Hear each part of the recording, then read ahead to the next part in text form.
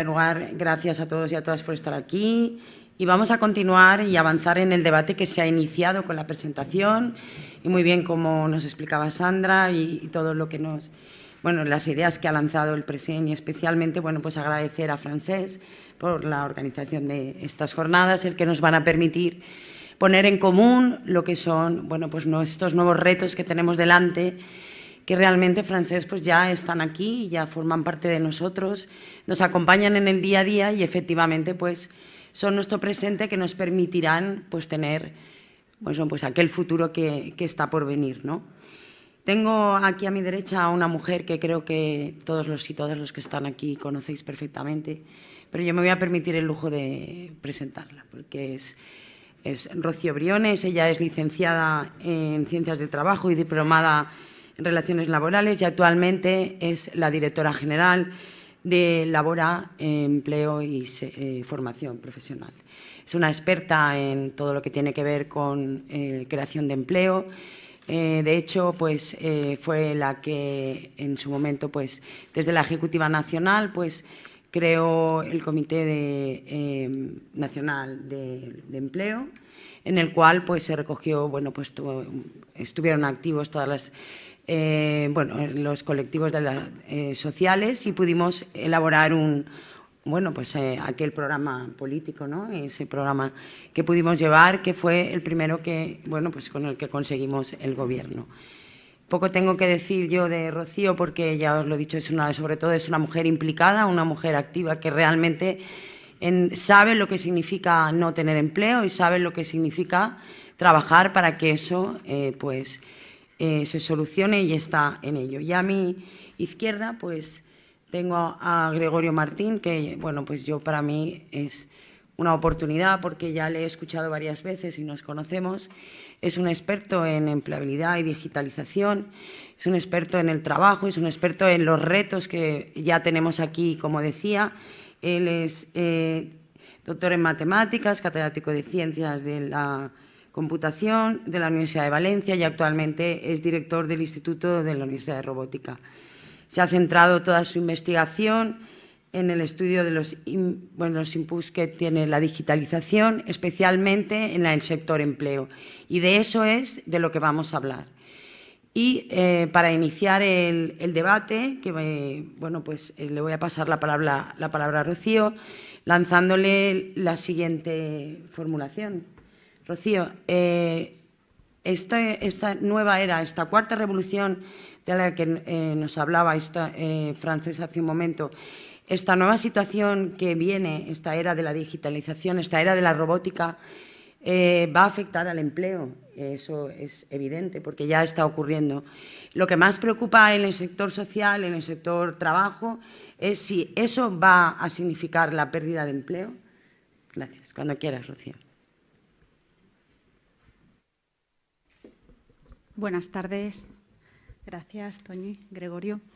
Bueno, llevamos un tiempo siendo parte, ¿no?, de un debate público abierto sobre el futuro del trabajo, ¿no? Hablaba Francesc, el presidente, Sandra, y el catedrático también, ¿no?, que ya no es futuro, ¿no?, que es presente y que se viene diciendo y venimos escuchando, ¿no?, que estamos ante un fenómeno similar al sucedido en la revolución industrial, ¿no?, con el paso de una forma de organización del trabajo analógica a una digital, y donde hablamos, debatimos, escribimos sobre todas las cuestiones que afectan a esto y que tienen que ver con el impacto de la automatización y la digitalización en el empleo, ¿no?, sobre su impacto en la transformación del empleo o en la destrucción del empleo, de la necesidad de una óptima gestión pública para que este fenómeno no empeore las desigualdades y comporte peores resultados para muchas personas, sobre el reparto de este trabajo, sobre la necesidad de una renta ciudadana, de cómo se debe financiar esa renta ciudadana, de esa polarización del mercado laboral fruto de esta automatización, la precarización de una parte, ¿no?, de una proporción importante de la población trabajadora, ese impacto desigual de la automatización por género, por nivel educativo, por sectores productivos, económicos y cómo afecta esto a la calidad y a la estabilidad en el empleo, al trabajo decente, a los nichos de nuevos empleos, a cómo se generan esos nuevos espacios de crecimiento de empleo en la comunidad, con esos empleos de colores, el empleo verde, el empleo azul, el empleo naranja, ¿no? Y bueno, y hablamos también en todo este entorno del futuro del trabajo, en cómo la mal llamada economía colaborativa, ¿no? Que no es más que trabajo en plataformas digitales que permiten que una nueva forma de organizar el trabajo, es decir, no se crean nuevas actividades, simplemente se transforman. Y también en este entorno del cambio climático, ¿no? Como condicionante mayor incluso, según los expertos, que los propios robots, ¿no? En el futuro del trabajo, por los cambios que suponen en sectores tan importantes como el agrario o en la actividad turística. Bueno, hablamos muchísimo también y vigilamos mensualmente, trimestralmente, la situación, ¿no? del mercado de trabajo. Valoramos positivamente esa bajada del desempleo, sobre todo, ¿no? especialmente en la comunidad, en estos últimos años, y el incremento de ocupación neta, ¿no? de puestos de trabajo, pero también reconocemos ese margen de mejora en la calidad del empleo, en la temporalidad, en la parcialidad, ¿no? los bajos salarios, en resumen, un poco el impacto, ¿no? de toda esta automatización y este cambio, ¿no? en el mercado de trabajo. Nosotros, lo decía Francesc, y no me voy a alargar mucho más, somos el partido que sustenta y que lidera, ¿no? el gobierno del Botànic. Tenemos la responsabilidad de estudiar constantemente la realidad cambiante y buscar alternativas para no dejar atrás a nadie. Y bueno, desde la perspectiva de la gestión de las políticas de empleo, en este caso, ¿no? también por el papel, ¿no? que yo desempeño actualmente, tenemos muchos retos, ¿no? y tenemos aquí a Gregorio que nos va a dar esa visión académica, ¿no? Pero a mí ya se me ocurren y lanzo algunas de ellas. Tenemos en el marco nacional un nuevo marco, ¿no? de relaciones laborales que ya estamos viendo, ¿no? cómo está cambiando, lo hemos visto en estos últimos anuncios, ¿no? del Gobierno central, con un nuevo marco de protección social y también aquí a nivel autonómico, ¿no? Llevamos 4 años transformando la vida de los valencianos y de las valencianas y tenemos nuestra hoja de ruta clara, pero bueno, como ya también se ha comentado, pues nuestra hoja de ruta está viva, ¿no? es cambiante y aprovechamos este espacio, ¿no? de reflexión, la universidad, para ver y tener esa visión científica. Y para concluir y contestarle un poco también a Toñi, pues claro, nosotros desde la gestión ya actual, ¿no?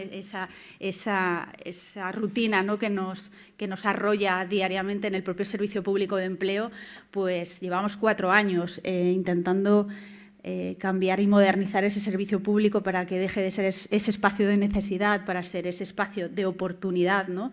Y no solo cambiar y modernizar la administración, ¿no? a la parte interna, sino desde el punto de vista de la propia gestión de las políticas públicas, dar respuesta, ¿no? a través de todos esos Sabalem que llevamos en marcha. Y simplemente un dato, y ahora ya sí termino, desde que un ejemplo muy práctico, ¿no? desde que llegamos nosotros y iniciamos este cambio, ¿no? en las políticas de empleo, pues más de 260.000 personas, valencianos y valencianas, han tenido una mejora de su empleabilidad. Pues unas 180.000 han mejorado su formación a través de las políticas activas de empleo y 80.000 han pasado por nuestros programas de empleo, tanto público como privado. Gracias, Rocío.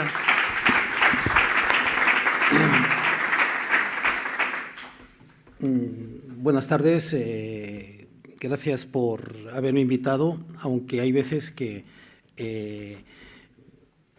el mejor de los amigos es un enemigo, porque esta noche casi no he dormido, porque José Gisbert, con muy buen sentido, nos ha dicho a los que vamos a intervenir que sería conveniente que cada ponente lanzase 2 o 3 propuestas susceptibles de convertirse en acciones legislativas o de gobierno, ya sea a nivel europeo, estatal, autonómico o local.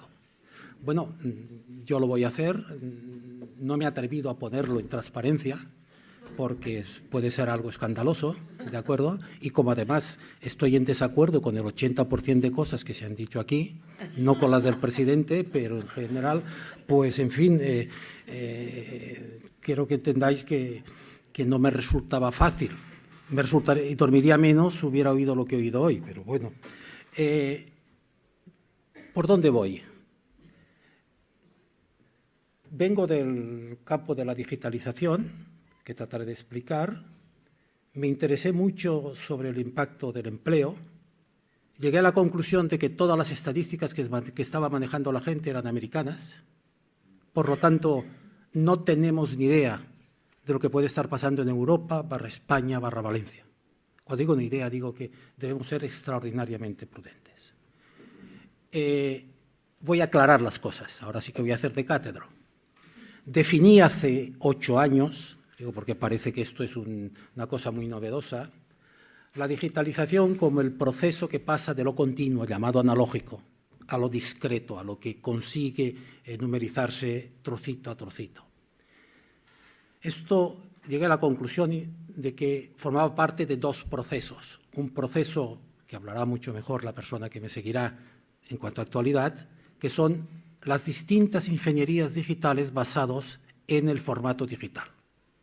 Desde muy abajo, la microelectrónica, la robótica, el software al cual yo añado la inteligencia artificial como una cosa más. Yo creo que la inteligencia artificial está sobredimensionada como herramienta política, pero lo podremos hablar después de que hable el compañero. Las telecomunicaciones, la arquitectura de computadores y tengo que poner la ingeniería de control. Se habla mucho de la automatización. ¿Qué es automatizar? Automatizar es descomponer una actividad humana en una serie de tareas que puedan ser llevadas a cabo por una máquina. Entonces, esto no ha sido fácil a lo largo de la historia de la ciencia y de la tecnología. Y convergiendo con esto, hay unos procesos de los cuales no soy experto, pero que están ahí. Se ha universalizado el formato digital. Todo el mundo habla en digital, Internet, etc. Hemos conseguido una memoria rápida, barata, eficiente y miniaturizada. Importante lo de la miniatura. La miniatura obedece a 2 razones: el poco coste de energía y la posibilidad de movilidad que tiene. No es que sea una manía de que lo pequeño es bello. Esto supone estar en un entorno de ubicuidad de computacional, movilidad y conectividad. Esto lo ejercéis todos los días. Muy importante, la capacidad de recombinación de todo esto con las distintas áreas de conocimiento. O sea, somos una especie de elemento de lectura. Es el papel. Y al cruzar se ha dado grandes resultados.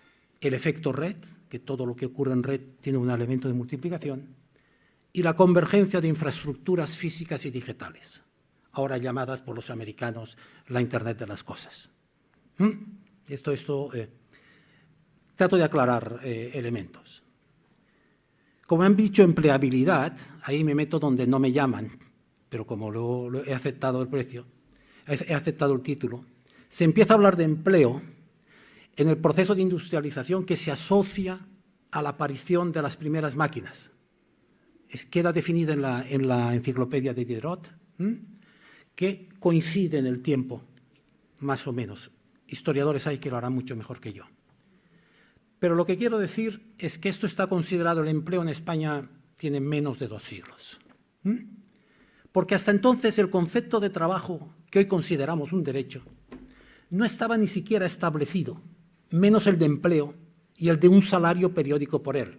Es decir, el hecho de que yo trabajo de algo, no, la gente trabajaba un rato de ganadero, otro rato de agricultor, otro rato se iba a hacer unas horas o ayudando al compañero. 4 revoluciones, ya se han montado aquí, no quiero entrar.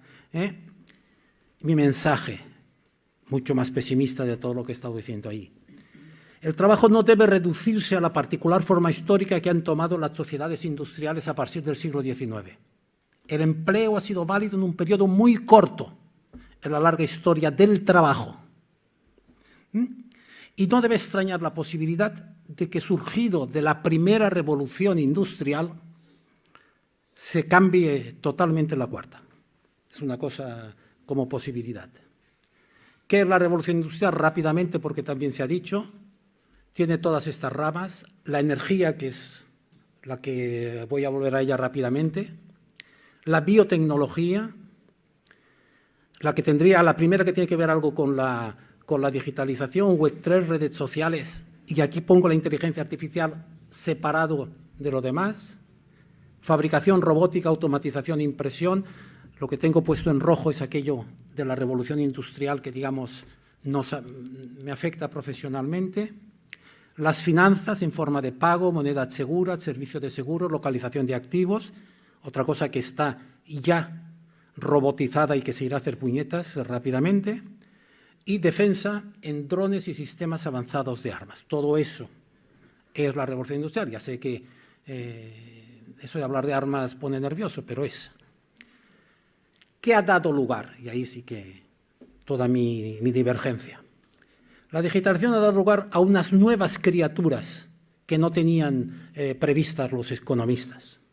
Primero, un producto digital. Pensad en el libro electrónico. Continuamente actualizable, no hay ediciones, no hay nada por el estilo. Ubicuo y accesible, no es aquello que me ha tenido que traer una... Y que coste marginal cero, lo que lleva a la gratuidad con unos modelos de negocio que no estaban previstos. Esto es el producto digital y no se sabe dónde su capacidad de inconcreción entra en conflicto con lo físico. Algo que todos, en segundo lugar, no quita el trabajo el robot. No solo quita el trabajo el robot. Todos nosotros, todos los días, destruimos trabajo. Hacemos un autoservicio magnífico. Si queremos viajar, siempre pongo este ejemplo, antes íbamos a por un billete, nos informábamos. Bueno, ahora recordad que si queréis viajar, si no fuera por los terroristas, no tendríamos a nadie entre nuestra decisión de viajar y estar sentado en el avión. El avión es físico. El único señor que es imprescindible es el segurata. Compras, te facturas, eliges vuelo, etcétera, etcétera. Y todos aquellos empleos basados en intermediar, como nosotros somos autoservicio, se han ido a hacer pugnetas.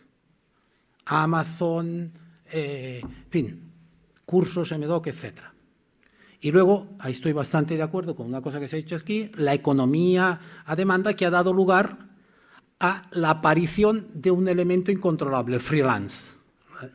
Esto es como esta transparencia tiene 7 años, lo llamaba freelance, ahora lo llamaríamos de otra manera, ¿de acuerdo?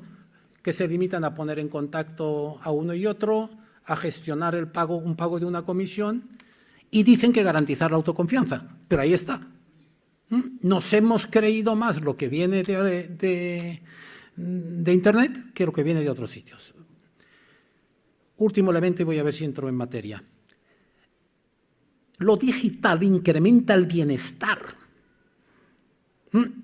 Atención, las mismas herramientas que nos quitan el trabajo nos dan el beneficio y no estamos dispuestos a renunciar a ninguna de estas facilidades que además son gratuitas, que además dan lugar a una serie de cosas.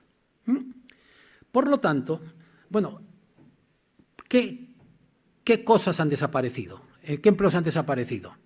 Bueno, hay grandes estadísticas y todo esto, pero es evidente. Ha desaparecido el trabajo de periodista, ha desaparecido el trabajo de dependiente en muchas tiendas, ha desaparecido el de bancario, está desapareciendo el de analista financiero, porque era un conocimiento, era una forma de hacer que puede ser sustituido bien por una máquina más o menos inteligente, bien por nuestra actuación personal, ¿no? Que además nos parece magnífica. Y estamos cargándonos los puestos de trabajo con mucha más entidad que puede hacerlo cualquier capitalista maldito. Es así, no estoy haciendo juicios morales de momento. Vamos a hacer juicio moral a partir de esta situación. Por lo tanto, empleo y bienestar personal son dos elementos que están tocados. Como resumen, el producto digital se ha cargado el concepto de PIB. PIB tiene que ver con todas las cosas y servicios que de alguna manera tienen un precio. ¿De acuerdo? Antes el periódico en papel estaba en el PIB. El periódico digital ya no está en el PIB. Antes lo que hacía un taxi estaba en el PIB. Lo que hace Uber ya no está en el PIB. Y puedo seguir. Pensad vosotros en vuestra vida diaria cada una de estas cosas. La desintermediación, ya lo he dicho antes, de proveedor a usuario o cliente. Usuario o cliente. Amazon. Autoservicio. La gran capacidad de la red. No es que ya sea autoservicio, es que encuentro algo que ni sabía que existía, pero porque resulta que es factible encontrarlo gracias a la potencia magnífica que ha dado lugar la digitalización. Freelance, y ahora entramos en materia. Nuevas formas de trabajo no bien valoradas por los sindicatos. ¿Creéis vosotros realmente que es el mismo trabajador, el funcionario y todos sus derechos con el señor freelance que se la está jugando todos los días? Y perdón, porque sé que aquí la mayoría de funcionarios es abrumadora. Primero yo. A continuación, una cosa muy complicada que se llama la economía de los datos, que tenemos que reanalizar. Volveré. Y luego, lo que hemos dado como hecho hasta ahora, digo hasta ahora hasta Trump, la digitalización junto con el container ha sido el principal soporte de la mundialización. Dirigiéndome a socialistas, a pesar de la crudeza de lo que esto significa, sin empleo no hay estado de bienestar y, por lo tanto, si no tenemos empleo no sé qué haremos. Una convivencia casi imposible, insisto, entre el freelance y el señor con trabajo fijo. Naturalmente, la tecnología no es una fuerza incontrolable y debe ser objeto de revisión. Necesitamos una adaptación, las élites políticas, pero quiero llegar un poco y la pregunta que quiero llegar es esta.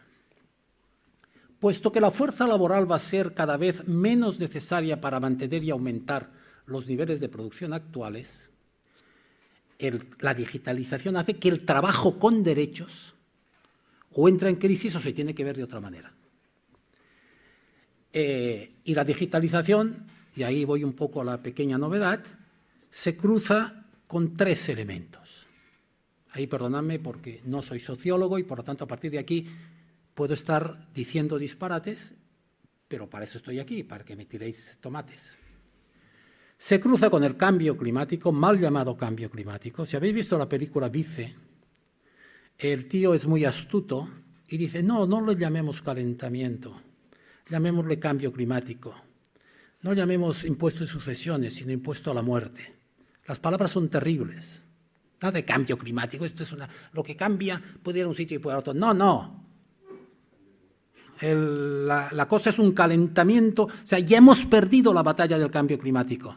A fecha de hoy estamos inevitablemente 1, poco por encima de la temperatura normal y si habéis tenido ocasión de leer Le Monde de ayer, aunque sale en París anteayer, 1000 científicos franceses le han dicho a Macron, posiblemente el que más está peleando por estas cosas, que no hace lo que debe y directamente ha llamado a la insurrección civil. Directamente llaman a la insurrección civil. Referencia Le Monde de fecha de ayer y que salió hace 2 días.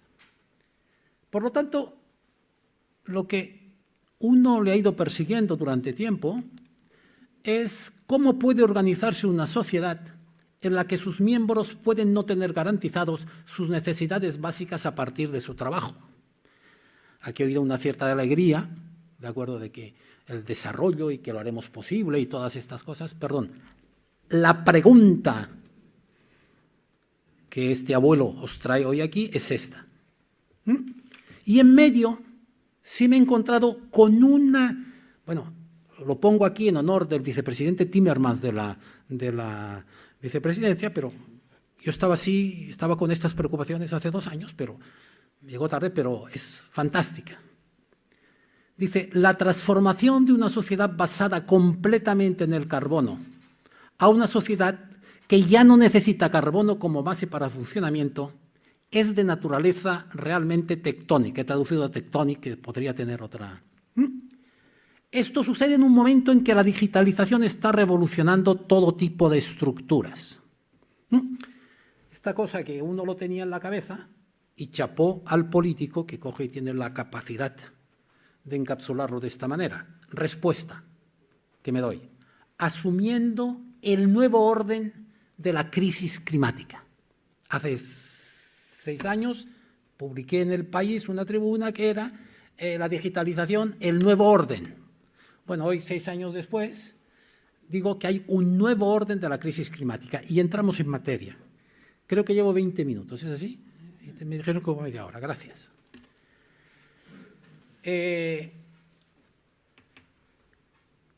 Tengo que hablar en términos políticos y voy a hablar en términos europeos. Entonces, en Europa se están moviendo 3 documentos básicos. El primero viene de diciembre pasado. A doña Úrsula le tengo un respeto terrible. Entonces, después de su discurso, lo que primero sacó es el European Green Deal. O sea, lo podemos llamar el Pacto Verde Europeo, etc. Aclaración, porque hoy he visto que aquí se mezcla todo. Se mezcla todo. Aquí el concepto de green tiene 3 visiones. La primera visión tiene que ver con el cambio climático y todas sus consecuencias. Aparte, en otra área, está todo el tema de la biodiversidad.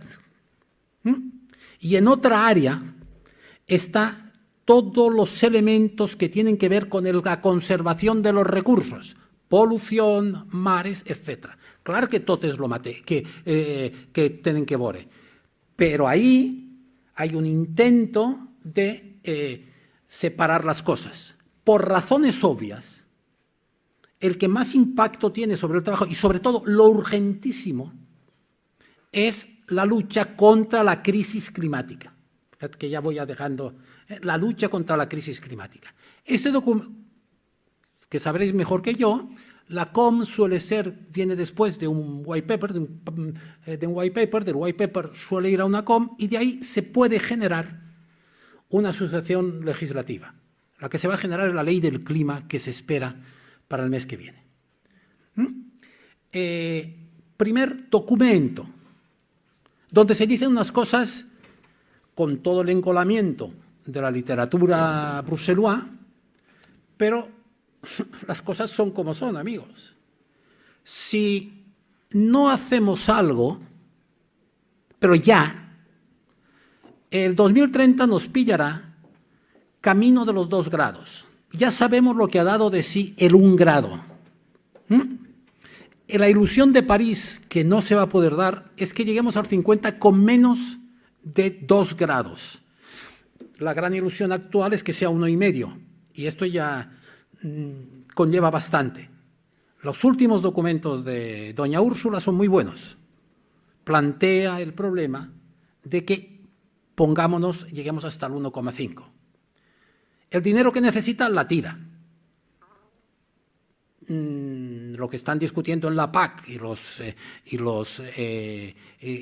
fondos regionales son una situación moralmente, ¿de acuerdo?, muy discutible. Pero de nuevo, mañana hablaremos de estas cosas. Primer documento de mitades de diciembre. Segundo de anteayer, 2 de anteayer. Uno es tratar de dibujar el futuro digital de Europa. ¿De acuerdo? Esto es lo que salió ayer.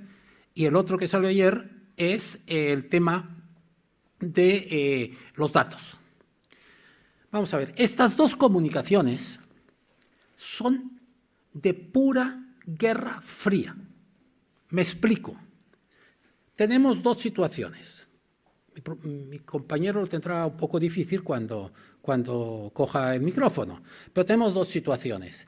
La Europa no tiene ninguna personalidad científica en estos momentos en temas de digitalización. Hasta ahora no era muy grave porque vivimos una situación de colaboración. De los premios Nobel de la informática, por decirlo así, 2 son de origen europeo, y Philippe Moon, el más importante, que es francés. Y el otro punto es los datos, la nube, que hasta ahora no nos molestaba mucho que estuviera en manos de Amazon, estuviera en manos de Facebook y sobre todo de Microsoft, que es la que ha hecho, bueno, sobre todo no, el que se ha incorporado a todo eso, porque de alguna manera teníamos una situación de confiabilidad. No era gravísimo, ¿de acuerdo? Como no es gravísimo que nuestro GPS sea un GPS americano y del Galileo europeo, ¿no lo sabéis? ¿Vais en el coche con el Galileo europeo? Imposible. Es otro fracaso. O sea, hemos tratado de hacer un Galileo, un sistema de posicionamiento europeo, cuando todos vivimos de lo americano. ¿A dónde quiero llegar? Sí que hay una pequeña intersección entre las dos cosas. Y es que, curiosamente, ha llegado hasta tal punto la importancia de la digitalización que entre los elementos que más energía consumen y que son una energía que se puede evitar, está la digitalización. ¿No os imagináis la energía que gasta desde vuestro móvil hasta el móvil de la persona que recibe la foto que le habéis enviado, incluido la forma como se almacena en la nube, cómo se transmite y todas estas cosas? Esto es tan insostenible como la energía basada en el carbón. Y perdón, para que no haya ninguna duda, no se verá bien, pero esto es un tríptico de este mes que ha sacado la Comisión Europea en el contexto de la nueva visión que hay. Hay prisa, ya es lo que hay. Muy bien, en ese contexto lo había mandado, o sea, yo pensaba que me han dicho, manda un resumen de tu currículum y de lo que vas a decir, y había puesto el concepto de 3, pero se ve que no ha llegado a tiempo. En esta línea de qué pasa con el empleo, con la digitalización, tuve la suerte de toparme con otro jubilado, se llama Cándido Méndez y ha sido secretario general de UGT. ¿De acuerdo? Entonces llevamos meses caracoleando con nuestra condición de jubilados en este tema. Entonces, la gran idea es, si la digitalización supone la destrucción de empleo y la reconstrucción del trabajo, reconstrucción en el sentido de redefinición, y una caída en el papel de los salariados, entonces, ¿qué hay que hacer en un periodo de transición? Entonces, nos hemos inventado el tema de 3. Digitalización más descarbonización, más trabajo con derechos, porque ya he dicho antes que la digitalización era un ejemplo de un trabajo sin derechos que se nos había escapado de las manos. Entonces, la duda es, ¿la guerra contra la crisis climática puede llevar a una situación de trabajo sin derechos? Pues mire, por si acaso, ya hemos conseguido que Cándido esté en el Comité Económico y Social de Bruselas. Pero si acaso, no puedo prometer nada. Hay una necesidad de negociar sus consecuencias con los protagonistas sociales. Estoy bastante de acuerdo con lo que ha dicho el presidente. Creo que la nueva época que nos viene no se explicará en términos de lucha de clases. Yo siento esto porque nos rompe muchas cosas, pero ahí sí que casi buena parte de su discurso me iría con él. Hay que negociar, pero entre contemporáneos. Ojo que ni con generaciones antiguas ni todo esto. Hay un acuerdo entre los señores de Kenia, entre el señor Trump y todas estas cosas, porque tendremos que decidir lo que hacemos. Y ya alguien que me ha quitado la frase. ¿De acuerdo? Si queremos que la gente se preocupe e implique en la lucha contra el cambio climático, tenemos que implicar a los que están preocupados por llegar a fin de mes. Y esta es un poco la terrible situación que tenemos. Entonces ahora viene la última creo que es, resultado de mi incapacidad para dormir esta noche. ¿Qué propongo? Propongo a los socialistas que asuman totalmente la lucha contra el cambio climático. Totalmente. Lo cual, naturalmente, siento que se haya ido Sandra, porque no parece muy compatible por el momento un desarrollo a la vieja usanza con una lucha contra el cambio climático, y no podemos ponerlos juntos en el discurso político. No es fácil, pero que el planeta es más caliente, eso está muy claro. Y dice, ¿y qué se puede hacer, Gregorio? Está dicho.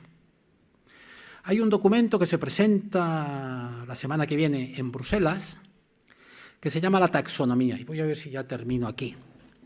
Contra todo pronóstico, el sistema financiero mundial ha decidido que necesitaba saber cuáles eran las actividades económicas sostenibles, pero atención, sostenible significa que pueden invertir con una cierta garantía. Entre nosotros, ¿qué coño es un bono verde? Perdonad la expresión, porque ¿qué es un bono verde? Entonces, quieren que claro esto, pero no os riáis del asunto, porque BlackRock, el número 1 del mundo, ya ha dicho que solo va a invertir en cosas esas. El grupo asegurador ha dicho, oiga, no voy a asegurar porque yo no sé qué ocurre más allá de los 2 grados. Imaginad lo de Australia, mirad lo de la Gloria, mirad la Diane en este. Vamos a ver, el propio capital, tan maldito él, ya no sabe cómo actuar. ¿De cómo voy a asegurar? ¿Quién me garantiza qué? Por lo tanto, no quiero ser una Greta, ¿de acuerdo? Pero lo que he oído aquí son razonamientos, como ha dicho muy bien, del siglo XIX, pero del siglo XXI no es porque la tecnología va a ser la leche, no. La tecnología, desgraciadamente, va a tener que ir a menos porque funcionamos con energía. Y al funcionar con energía, nos hemos de poner el límite correspondiente de lo que puede hacer. Lo estáis viviendo todos los días con el tema. ¿Qué pasa con los plásticos? Hagamos muchos plásticos. Coches. Hagamos muchos coches y los cambiamos. Mirad la situación del País Vasco con lo que está pasando. Por lo tanto, y aquí termino, he tratado de hacer una propuesta teórica propia de un intelectual de provincias, pero en la que me gustaría desarrollarlo con más entidad. Soy menorquín, mañana va a haber un pequeño desastre, espero que lo haya en mi tierra, porque saco una cosa que se llama, y perdón por la autorreferencia, la tormenta perfecta. Clima, isla, turismo y avión. No tenemos, el avión sigue siendo el medio de locomoción más polucionador que hay, y no hay en estos momentos, no es mi especialidad, pero lo he estado estudiando bastante, ninguna alternativa verde, que se lleva mucho, al avión que conocemos. El avión no irá con pilas porque lo de aterrizar y lo de despegar, pues no es exactamente que embragar y en marcha. Termino con una idea, de verdad, pues como idea. Tendremos que hablar de 2 cosas, de empleos climáticos y de empleos verdes, que no es lo mismo. Y perdóname si me he ido porque no he dormido, de verdad.